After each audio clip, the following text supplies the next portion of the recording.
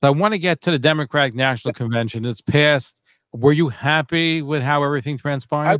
I was so unhappy. It was the most anti-Jewish, anti-Israel, anti-Zionist convention I have experienced, and I have been watching conventions since 1952 when Adlai Stevenson. Let me tell you why this was the worst convention in history of American history. They had more anti-Jewish, anti-Zionist people who were speaking, starting with AOC, a miserable anti-Zionist bigot. Then, of course, they had Liz Warren, who is one of the most anti-Jewish people in the Senate. Then they had Bernie Sanders, one of the most anti-Jewish people in the Senate. Then to top it off, they have one of the worst anti-Semites in modern American history last night at the convention, and more and more and more now. Who was that person that they had that number four on the list? On CNBC, whatever his name is, Sharpton, Reverend Sharpton.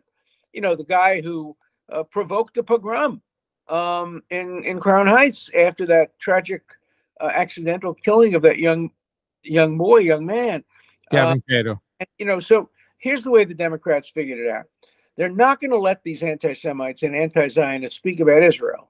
And they didn't. They all did the pablum about Israel. Oh, we support a ceasefire and we support a return of the hostages. But they instructed them not to talk about Israel. But by giving them platforms, what it says is that when AOC does call Israel a genocidal country and rails against it, she now has the imprimatur of the Democratic Party. When Bernie Sanders rails against Israel, he has the imprimatur. When Liz Warren and when everybody else, and they had so many speakers from the Black Congressional Caucus who didn't attend Benjamin Netanyahu's speech. And of course, there wasn't a single pro-Israel speaker, but okay, I understand that. They didn't want to have Israel the center of this. So they didn't have any pro-Israel. They didn't have any anti-Israel speakers.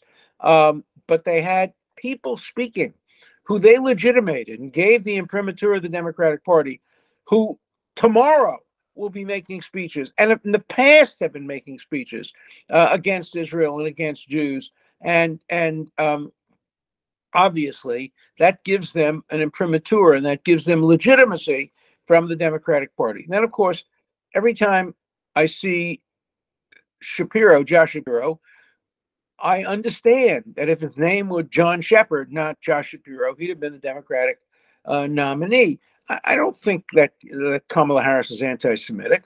I don't think that she didn't pick Shapiro just because he was Jewish, because she doesn't like Jews. I think that she got a lot of pressure. We know she got a lot of pressure from the hard left of the Democratic Party.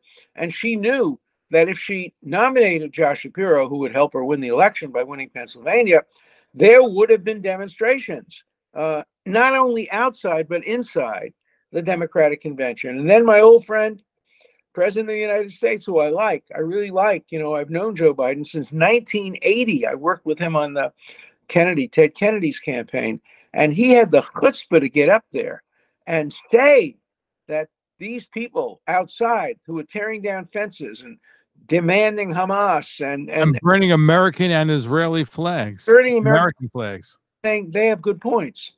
They have good points. And this is after he says, I'm running for president because Donald Trump said about the people in Charlottesville, there are fine people on both sides. Well, he didn't say that. Let's be very clear about that. I have an op-ed in yesterday's Wall Street Journal that made that whole thing very clear. He never said that. What he said is he condemns the neo-Nazis. He condemns the people who said Jews will not replace us. He said there were fine people on both sides of the debate about whether to take down Robert E. Lee's statue. I know there are fine people on both sides of that debate because I'm on that side of that debate. I don't believe we should be destroying statues. I mean, there are reasonable alternatives, put them in a museum with an explanation, okay. But there are fine people on both sides of the whole debate about what you do with historical monuments. But there were no fine people at the debate, at the standing outside of the convention center and screaming, Hamas will win, screaming, we are all Hamas, screaming There was nothing wrong with October 7th. What's wrong with October 7th? Somebody said. No, there aren't fine people, and they don't make fine points. And so I was disgusted at the Democratic National Convention. Absolutely disgusted. We're speaking with Harvard Law Professor Emeritus Alan Avi Dershowitz. So are you ready to leave the Democratic Party? Democratic Party. I am no longer a Democrat. I am an independent. I'll decide who to vote for at the last minute based on totality of the circumstances. I want to see how they deal with Iran. I want to see how they deal if Iran attacks the United States. I want to encourage the current administration to support Israel. So I'm not revealing my vote until, maybe November 1st. Great to hear all the information, all the evidence, but I'm no longer a member of the Democratic Party. When did you resign the Democratic Party? Well, gradually over time, I think a lot of things pushed me in that direction. Kamala Harris's failure to comply with her constitutional obligation to preside over the Senate and the House joint sessions for Netanyahu pushed me a lot over that. And what Joe Biden said pushed me over that.